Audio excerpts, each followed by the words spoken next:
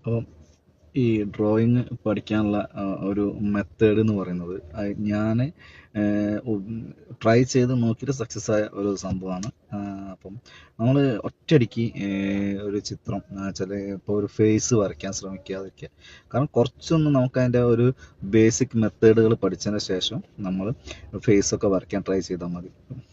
ഒന്നാമത്തെ കാര്യം അതാണ്. അപ്പോൾ അത് എങ്ങനെയാണെന്ന് വെച്ചിട്ടുണ്ടെങ്കിൽ ഞാൻ സ്റ്റാർട്ട് ചെയ്തത് എങ്ങനെയാണെന്ന് വെച്ചിട്ടുണ്ടെങ്കിൽ വെജിറ്റബിൾസ്, ഫ്രൂട്ട്സ് അല്ലെങ്കിൽ സ്പൂണ്, ഗ്ലാസ് അങ്ങനെയുള്ള കാര്യങ്ങളൊക്കെ വരച്ച് അതിൻ്റെ കൂടെ ഷെയ്ഡിങ്ങും കളർ മിക്സിങ്ങും ഒക്കെ പഠിച്ചെടുത്തതിന് ശേഷമാണ് ഞാൻ ഫേസ് ചെയ്യാൻ തുടങ്ങിയിട്ടുള്ളത്. അപ്പോൾ അതുകൊണ്ട് എനിക്ക് ഒന്നുകൂടി ഈസി ആയിരുന്നു. അതൊരു സക്സസ് ഫോർമാറ്റാണ് ഞാൻ പ്രയോഗിച്ച് വിജയിച്ച സംഭവമാണത്. രണ്ടാമത്തെ ഒരു കാര്യം എന്ന് പറഞ്ഞാൽ ഒരിക്കലും ഫേസ് ചെയ്യാൻ ശ്രമിക്കുമ്പം ഒരു പബ്ലിക് ഫിഗറിനെ അല്ലെങ്കിൽ ഒരു ഫിലിം സ്റ്റാറിനൊന്നും ചെയ്യാതിരിക്കാൻ ശ്രമിക്കുക. കാരണം അങ്ങനത്തെ ആൾക്കാരൊക്കെ രൂപം നമ്മുടെ മനസ്സിൽ പതിഞ്ഞു വയ്ക്കും. അപ്പോൾ ചെറിയൊരു മിസ്റ്റേക്ക് പോലും ആൾക്കാർ തിരിച്ചറിയും.